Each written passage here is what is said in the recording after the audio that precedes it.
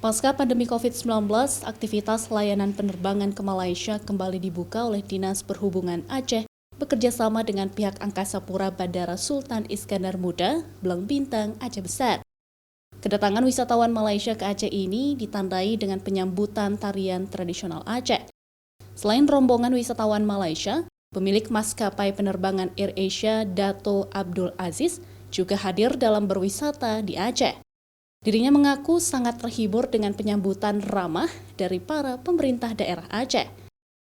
Untuk mempermudah masyarakat Aceh melakukan perjalanan udara ke Malaysia baik liburan, berobat maupun urusan bisnis, maskapai penerbangan ke Malaysia menawarkan harga tiket termurah untuk warga Aceh. Layanan penerbangan ke Malaysia dibuka selama 2 kali dalam sepekan, yaitu pada hari Senin dan juga hari Kamis. Jika permintaan tiket meningkat, diperkirakan jadwal layanan terbang akan kembali ditambah.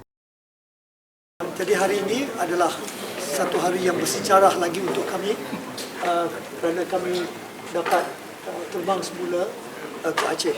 Ya.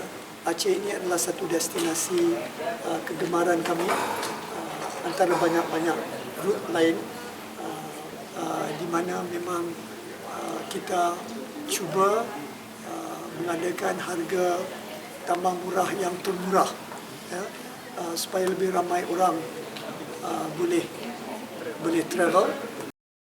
Sementara itu, dalam rangka menyambut wisatawan asing, pemerintah Aceh sudah menyiapkan sejumlah fasilitas penginapan bekerjasama dengan jasa perhotelan.